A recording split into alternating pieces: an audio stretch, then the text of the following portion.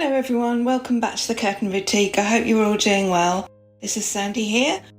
This week we're going to be showing you how to make some lovely piped cushions with a zip. I have come to Wales to visit my friend who also makes curtains, and we're going to be making these together, so I hope you enjoy. So firstly, we are getting the cushions cut out, and we've worked out that we want the same fabric on the front of all the cushions and the same fabric on the back, but we're going to alternate patterns. So we're going to have one pattern on the front of the cushions and then find another pattern on the back so that we get to see as much of the fabric as we can. I have my lovely friend Caroline here who is cutting the pattern out, how we have designed it, and we need to make 3 cushions. We have 2 for a sofa and 1 for a chair.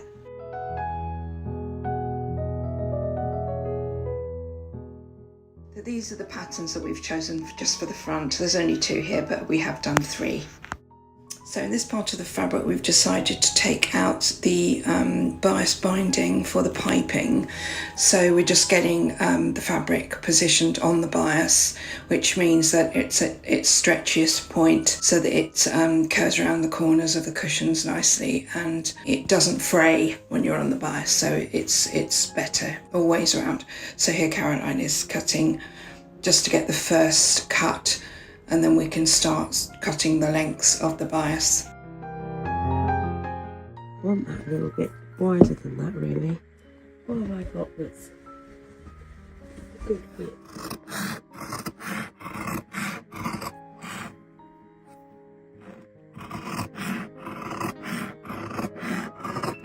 We're cutting it in half here because the table isn't very big, but you don't have to have it in half. And we've used the set square widest point to get our sort of width of each section of bias binding. I think she's allowing a little bit extra, just a little tiny bit over, I think. And then just marking it out. That's kind of how we do our bias binding.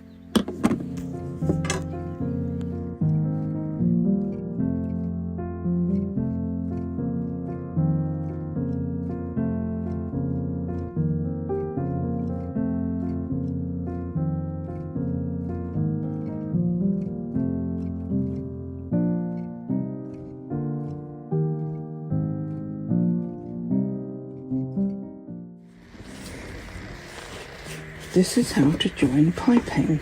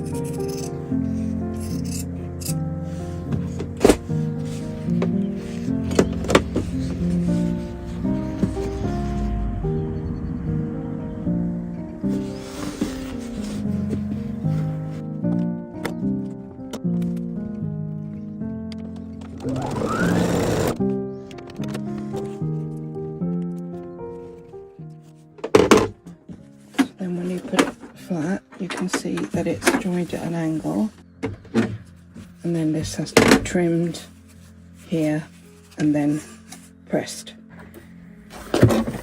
Make sure you put your piping foot on here.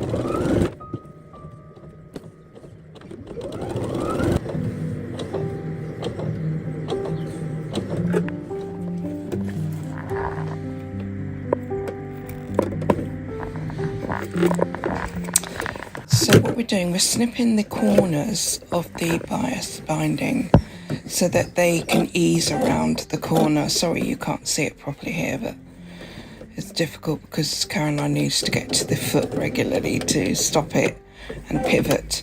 You just go a couple of stitches and then sort of lift the footer up, pivot it a little bit, keep doing that around the corner.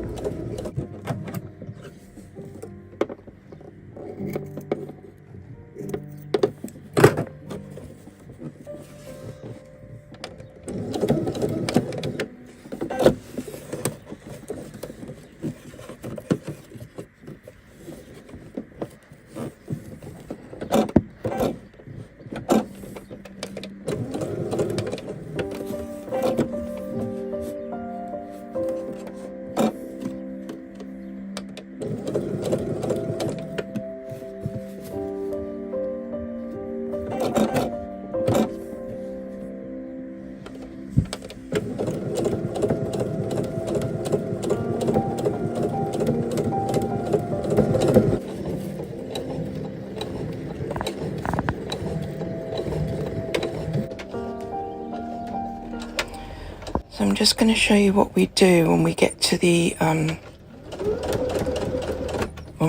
corner from this angle, because it's obviously easier for you to see what we're doing. So obviously we're going to do the little trim bit on the corner with the sharp scissors.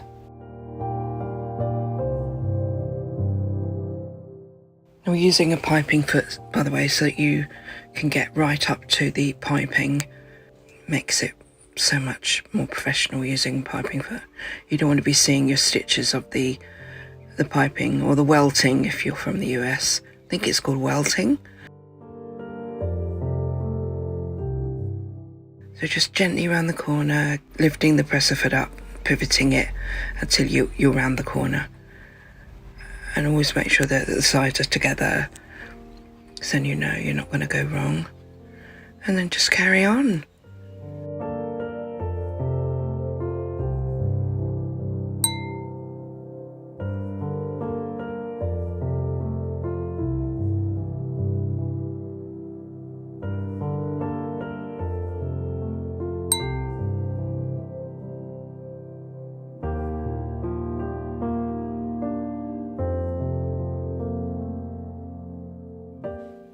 So we're going to be joining the cord now along this part.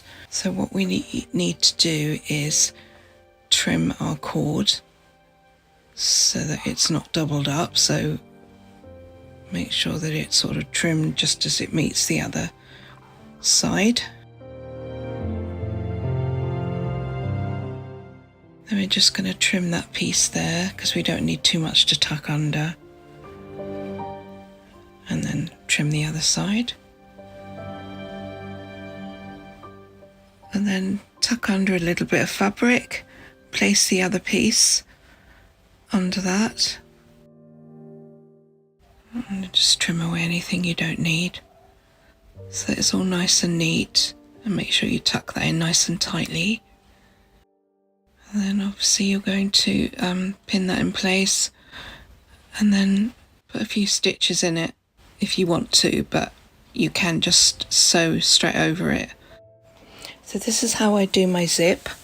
I cut away a little piece of the actual zip part and then I put the zip on the piece that I haven't cut away, and then I thread it on the other side once the left hand side is put on, and then I hold them together at the top and pull down. And that is how I do it. Now we're going to use the zipper foot to put the zip in.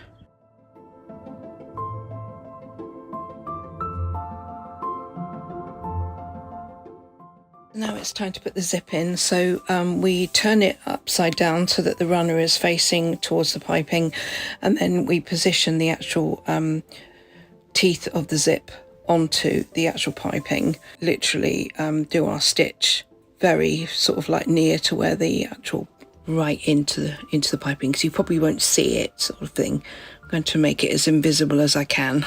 So now that we have it in place, we're going to take it very slowly and just sew about 1/2 centimetre away from the zipper teeth.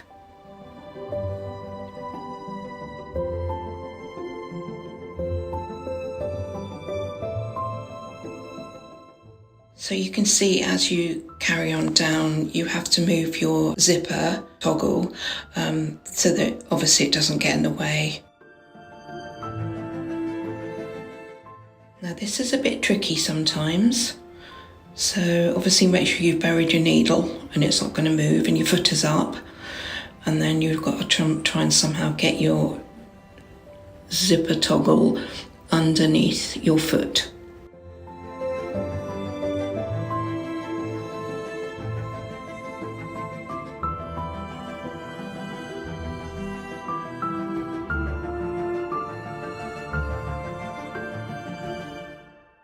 So now we have put the other side of the cushion on the other side of the zip. We will then start to put all the sides together all the way around using a piping foot. So when you get to the end where the actual zip is, you have to tuck the zip out of the way and go at a slight angle, sew round that corner piece. So then you will turn your cushion inside out, manipulate it with your fingers and use something sharp, but be very gentle if you're using your scissors. But yeah, just go around, snip any bits that are sort of bulky, and then turn it all inside out, ready to do the top stitching of the zip. We're going to top stitch on this side of the zip, the side where there's no piping, so that this will hold the fabric in place and it will just make the zip look so much neater.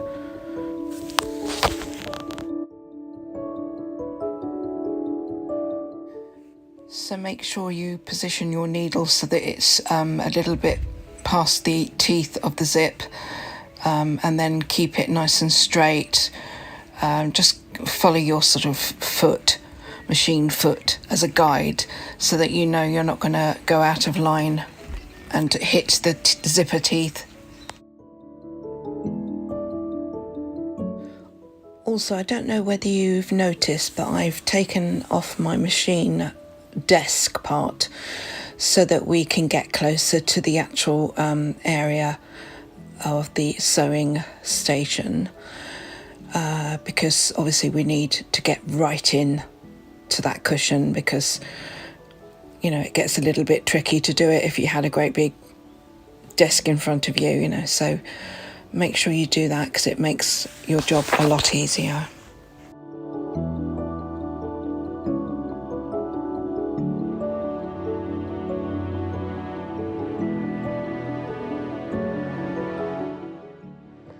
Here is the finished cushion. Doesn't it look beautiful? What a stunning fabric this is. It's from a company called I Live, and they do the most beautiful fabrics.